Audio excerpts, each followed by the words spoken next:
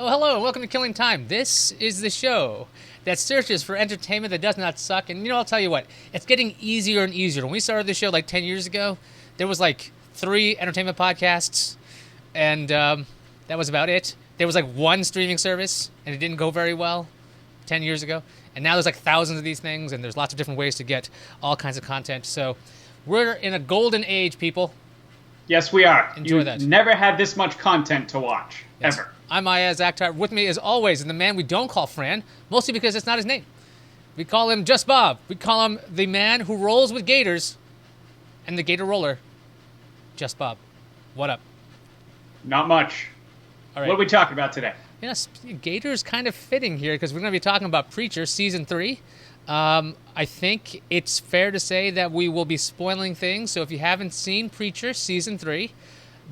Wait a second. Before we spoil anything, maybe we should just give our impressions quickly without recapping. We'll do a recap and explain episode by episode. But so far, there were 3 episodes in. What do you think of the series so far at Season 3? I'm liking this season. I like the arc they're doing. It's based on the Family arc from kind of early on in the comics. That's kind of based on Jesse's past. And I think great casting on some of the characters here. TC, Cody, Granma, really well done. I like the vibe is perfect. It's exactly how the comic book felt. So far, I like it. I want to see where they're going because I know they're taking this small story that only lasted, I think, 5 or 6, comics, and just going further with it. I think they're expanding it a lot, which is always interesting part of the show. So far, I like it, but I want to see where they're going with it. Yeah, it's definitely a good feel to this. When I first heard that Preacher was going to be made a series at all, I thought it's undoable. There's no way you can do this. Maybe HBO can do it. Maybe a more free area could show this. But you have AMC, and they're doing a good job with this. There is a tremendous amount of violence on this show. If you have missed that in the first 2 seasons, there's still lots of violence in this season.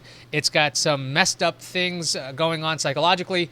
Do me a favor, don't watch it before you go to bed, because I did that the other night, and I had some really warped dreams. I should not have marathoned the last 2 episodes right before bed. Big mistake, so that tells you how good the stories are, and they're hard-hitting. So really strong effort. I think Season 1 kind of was shaky because it was this unseen prologue. Season 2 was stronger because it had more ties to the comic books, but also it was a reimagining of this. So was Season 3. So there's a lot of things that are hugely different than the comic book. So if you're a big fan of the books and you're like, wait, I'm not seeing the same stuff. Well, it's taking place in the modern day. So you have a very different feel to what's going on. But there seems to be a great understanding for each of the characters, their motivations. And like you were saying, it's TC, Jody, Granma. You've got a bunch of other people that show up. And we're in Angelville, as you've seen in the trailers. It's got the feel of the book. So it does. And that's a good thing.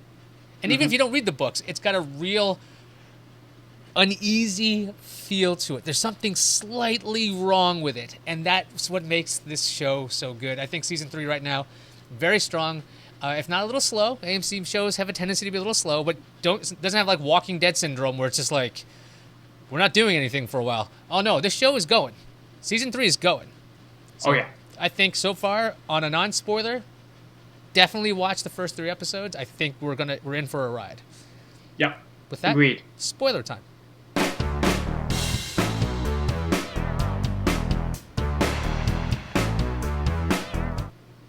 Okay, so that's our spoiler bumper. That means we'll be spoiling things. We're going to recap episodes. We're going to talk about episodes. So if you haven't seen them and you're like, hey, I want to spoil this and ruin the show for myself, actually, you might not ruin it. You'll just know what's going on. You can keep watching. There are other people who are like, shut this off. No. Just keep watching. Just keep watching.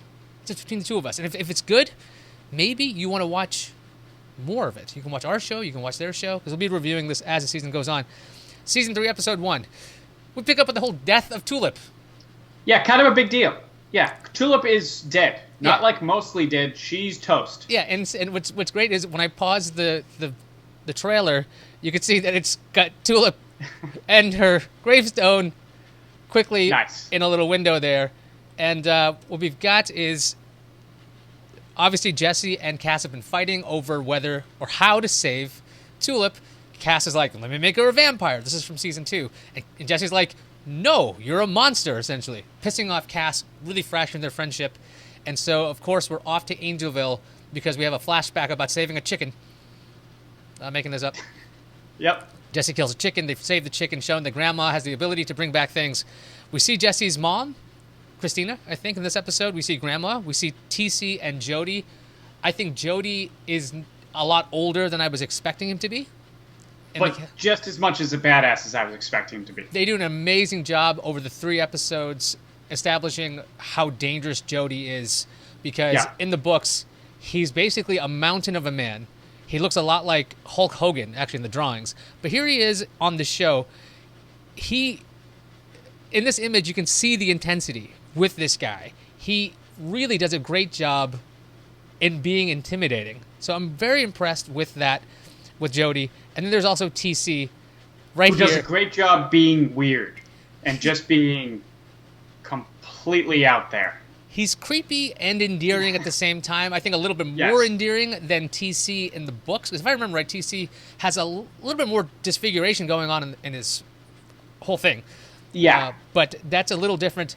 He's a much nicer character, essentially, but also menacing. Everybody's menacing, and it's well established that Jody has killed Jesse's father. So they're at Grandma's, and they want to save Tulip, and they got Cassidy in the back, as you always... Actually, in the front, because Tulip's in the back of the car. To bring him over, and of course, Jesse's got to work with Jody, the man who killed his father in front of him. So, piece of cake, right? During this time, we've got Tulip in Purgatory, which resembled a very famous Family Ties episode, which I don't think anybody would recognize. What did you think of that? I did recognize it, and I don't know if that was what they were going for. It was just a coincidence, but it's kind of like what I would expect Purgatory to be, reliving some of your worst moments and seeing yourself as a child dealing with terrible things, and especially in her head, because we know she's had a really messed up life. It was kind of trippy, kind of good, interesting. Yeah, we see Tulip reliving some things in her life. It's essentially a black stage it's all blacked out. There are white pieces of furniture to give you the indication that it's a room. There's a door here. There's another door. There's like a fireplace. There's a couch. Very sparse, something you'd probably see in a nice playhouse that didn't have a lot of money, but they really wanted you to focus on the acting. And Tulip is reliving basically her childhood, dealing with her father trying to get it together, and he fails. And they bring up the curse of... I'm forgetting Tulip's last name. The curse of... O'Hare. O'Hare, thank you. The curse of the O'Hares, how they're trying to make a difference, and they seem to be running into a problem over time. So as Tulip is fading in and out and death is at the door, of course, Grandma has the plan, and they bring her back. I'm just shortcutting this a lot there, because there's a lot that goes on to get Tulip back. We've also got Cass fighting with Jess about what it takes to bring Tulip back, her favorite things. And Jesse's getting a little jealous as this is going on. He's getting a little bit more jealous. Did we find out in this episode or in a previous episode about them? It's either episode 1 or 2 of this season where Jesse finds out about them. Yeah, Cass lets it... I think it might be the first episode where they're fighting about it, bringing her back. It's either 1 or 2. It's pretty close to the end of 1 or the beginning of 2, one or the other. We've got... we're going to take a quick break and thank our patrons, actually, because we've got a speedy episode here. I want to thank our awesome patrons, Joe, Michelle, Paul, Alan, and Radford. You guys have pledged so much money to this show. Thank you for that. You're making this show possible. We're looking into upgrading some of our hardware, and we couldn't do it without you guys or anybody at our Patreon. Go to patreon.com/IAS, because you guys, if you like this show and you want more kind of different shows, that's the place to go. We're working on a number of things. We just need to set up scheduling, and we need to set up a computer that is not from 2008. And some other changes. But thanks to you guys, I think we're closer than ever to making more stuff happen. So thank you. If you like the show, go to patreon.com/IAS. Give whatever you can if you're in that position. If you can't, don't worry about it. Really appreciate your support so far. So, back to Tulip. She's brought back. But before she's brought back, she meets God. Yeah. And what's he tell her? Get those sons of bitches. Yep, get those sons of bitches. Now, when I watched it, I couldn't really make out the last word. I found out by the second episode it's Sons of Bitches. As the title of episode 2 is Sons of Bitches, God in full man-dog suit with a woman on his motorcycle, which we see Chick later on on. the motorcycle. Yep. And he tells her, "Get those sons of bitches." We end the episode. No, we don't end the episode. Tulip comes back, and I think we end at that point. We end at that point. And it turns out the sons of bitches is the Grail. That's what she thinks. That's what she thinks. Yeah. But that's what he wants her to think, which is what we later find out. So, what did you think of episode 1? Episode 1, good episode. I liked the flashback at the beginning.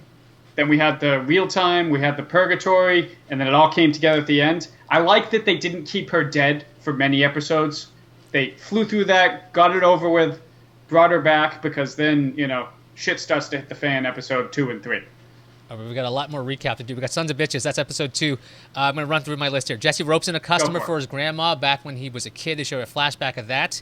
He is a science teacher, and he had a relationship with a student. And to get rid of that student, the science teacher wants a spell to get rid of this person. Jesse warns him, don't miss your payments. Then we go to the present. Jesse contacts Hair Star because he wants to get his soul back, because I forgot about this, that Jesse is without the word. Once he gave away part of his soul, he doesn't have the word anymore. It kind of comes out staticky, and it doesn't exactly work. So he's agreeing to be the Messiah, so Hair Star can give him his soul back. Hair Star then is killing every Hare Krishna for not accepting, let me go back on this clip here, not accepting Humperdew as their Lord and Savior. You can see like a second clip there of Hair Star just blasting away people in a just amazing scene, which they kind of give away in the title sequence, which I thought was strange. Jesse wants his soul back to get the word back. Tulip screws up the deal because she thinks that Jesse has turned on their team, and she shoots at Hair Star and Featherstone and the other guy. I keep forgetting his name. And they all run away with the soul. Star gets away, the soul gets away, and Jesse's that's how it ends. That's how it ends. Yeah, Jesse's got to clean the tombs where I think we see the science guy back there. Yeah. Episode 2, I thought, moved very quickly. Loved the Hair Star stuff. There was a ton going on. We read these books years ago, and it never occurred to me once that Star is always wearing white, almost, and Jesse's almost wearing black all the time. It never occurred to me that these guys were literally polar opposites in clothing until they're sitting at that kitchen table together, and I'm like, easy symbolism there. Yeah, we weren't that bright back then. Yeah, I didn't pick it up in 66 issues, but Hair Star is still in relatively one piece. I'm still waiting for these series of events as spoilers from the book. There's a series of events that change Hair Star's appearance over the course of the book. And a lot. And Jesse just fucks with him constantly. And it's not just even to irritate him, it's just it is to irritate him. He doesn't even try to really kill Star as much as he he actually doesn't want to kill him. He wants to kind of make him miserable. So, what did you think of Sons of Bitches? Sons of Bitches was a really fast episode. What you also missed was Jesse actually lets a couple of Star's minions go so they can contact him and get him to come back. And that flips out Tulip, but then he brings Tulip in on the whole situation of what's going on, and so she's on board, and she thinks she's doing something good when she's coming and shooting everybody and trying to help him, and it turns out she screws him over because now he's probably not going to get his soul back for quite some time. Yeah, so... But the thing was, as soon as he gets his soul back, though, he can break his grandmother's thrall over him, so they have to push that off a little bit so he can stay here and deal with the creepiness of the tombs and everything, which was a great introduction in this episode, and we get a lot more of that in the next episode. Yeah, I think we get introduced fully in the extent to which this blood oath thing works in episode 3. Episode 3 starts off, and Tulip's trying to make things right because she screwed up the deal. She tries to go to the Grail. They've left their offices. She knocks out like a janitor. She runs into God on the road, and Tulip doesn't really like God. She threatens him. She says she's going to kick his ass. And we finally see the God we saw in Preacher, the book, where he gets pissed off and he fires Tulip into a car. Don't push it, he says to her. It's a really strong scene. It's violent. It's exactly what the book is. Even the lighting looked right. I was like, wow, this looks exactly... especially when they backlit him as he got really angry. I was like, that's almost the picture from the book right there. It was great. So then we've got TC noticing that Cassidy is healing quickly. In the last episode, Cassidy got shot, and right. TC is good with knives. Now, I don't remember him being essentially like a mob surgeon, but he's like a mob surgeon at this point, and he's helping Cassidy get along, but Cassidy's healing up too quickly. So Jesse tries to make up with Cass, and they kind of do. He says, you're my best friend. And Cassidy's like, you never told me that before. And they kind of stretched that out a little bit too long, I thought. Yeah, yeah. I've told you that. No, you haven't. I've told you that. No, you haven't. It kind of fit their relationship because it's kind of intense. And then Jesse immediately tells Cass to get the hell out of there because it's Angelville. He's a vampire. He's a monster. Cassidy doesn't like being called a monster. Whatever. Cassidy gets a love potion, and then he feeds off a chicken. Yep. Because he needs some blood. Because Jesse gets caught. Jesse also takes away his blood packs because he doesn't want Cass to heal as quickly because he doesn't want to make TC or Jody suspicious about what's going on. So Cass goes ahead, eats the chicken, and feeds on the chicken, and TC catches him, knocks him out, and then they decide they're going to hang him upside down by a tree at night to wait for daybreak so he can burn because he's a monster. Simple enough. But of course, Jesse pitches a better idea. He says, essentially takes him to the tombs. Cass is going to fight the science teacher from episode 2 in the tombs to the death. We're not even done with the episode yet. Nope. Tulip meets Madame Boyd. She's the one who's taken away all the business from the Granma to find a solution for the blood oath Jesse made earlier. But Boyd knows who Tulip is, even though she's pretending to be somebody else. And they talk about Jesse a bit. I think that's where we are at. Yep. In the 3 episodes. Yep. She's at Boyd's, and Cassidy and the science teacher are about to start fighting. Yeah. And that's where it ended. So I'm looking at the trailer. Before we get, I don't want to get into the trailer just too much yet. 3 episodes in, we've seen Jody be a badass. We've seen TC be creepy. We've seen Cass be jealous. We've seen Granma, surprisingly not as decrepit as she is in the books. Right, but she's getting there. Yeah. We see her, quick, downward slope. Yeah, she's getting kind of gross, which she should be. What do you think about Tulip being found out? It seems like information is plentiful there. Everyone seems to know everything about everybody.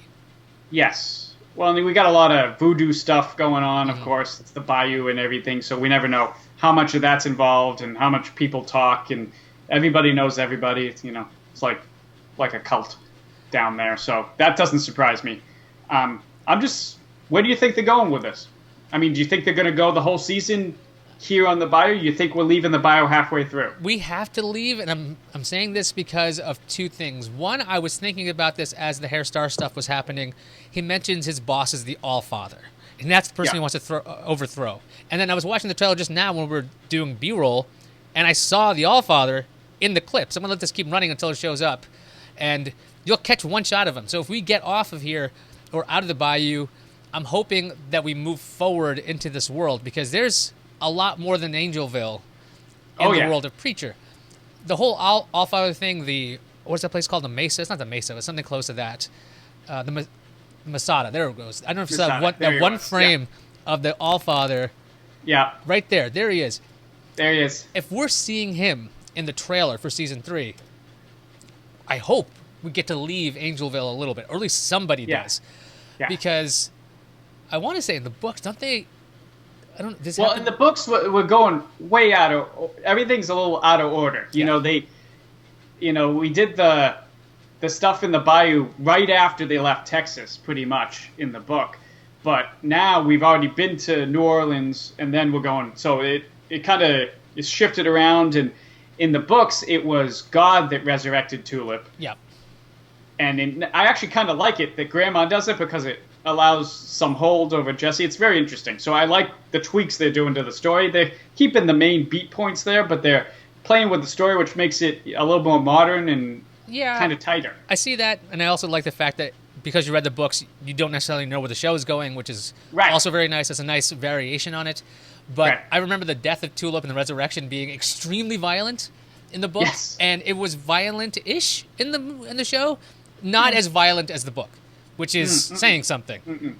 They blast her on the bed, she's dead, and God's like, I'm brought her back, and then Tulip and Jesse's got to kind of figure out this fuckery that's going on. It's not exactly the Grandma stuff. I think they're doing a good job with this. I'm a little upset because we lost the sausage guy in the first couple seasons. Yeah, he was one of your favorites. I know. It was one of the most. I still remember the first day you saw him. You got to read this. Well, you got to read this. The payoff to the sausage guy. You guys can look that up yourself. Maybe an incognito window or something. You probably don't want Google searches being indexed with that. Maybe use DuckDuckGo or something instead. We've talked a lot about this show. 3 episodes in. I think it's very good, very strong. I hope it keeps up at this pace. Yeah. I think it can. Because I think it can. So far, it's the strongest season. I mean, 1 was really slow. 2 had some ups and downs. So far, 3 is really strong. All right, folks. If you liked this show, hit the like button. And as somebody said on a YouTube video earlier, it's like, we don't mind if you don't like the show, but YouTube likes when you like things. So if you hit that button, that's great. Hitting subscribe helps too, because we get our episodes out when we can. Not all the time, but we try to get these episodes out weekly, bi-weekly, once a month, once every 3 years, something like that. So finding out when new episodes happen, it's a lot easier if you subscribe. You can also go to killingtime.tv, which is right there. And we've got a podcast feed. You can get the audio feed, HD feed, SD feed, so you can watch this whenever you want. None of those ads on the bottom or whatever the heck else YouTube puts on this stuff. So I think that's going to do it for us. And we'll see everybody next time. Watch Preacher Season 3 and or read the book. Those are good. Both. They're all excellent. All right. So long.